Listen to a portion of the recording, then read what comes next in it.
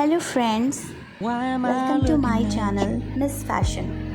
आज मैं अनबॉक्स कर रही हूँ अपने लेंसकार्ट से आए चश्मे को। मैंने इस बार राउंड ग्लासेस लिए हैं। आप लोग देख के बताना कैसा लगा। अब मैं अनबॉक्स कर रही हूँ। मैंने ये राउंड ग्लासेस मंगवाए हैं राउंड फ्रेम में। ये ऐसे तो सिल्वर कलर का है बट आगे इसमें ब्लैक पॉलिश की हुई है। आजकल ये बहुत फैशन में रहते हैं। ये सभी फेसेस पे प्यारे लगते हैं। आप देख सकते हैं इसे। इसका बॉक्स भी काफ़ी अच्छा है।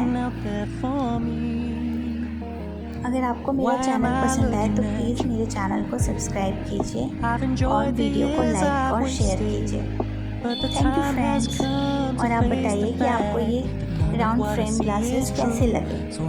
Thank you.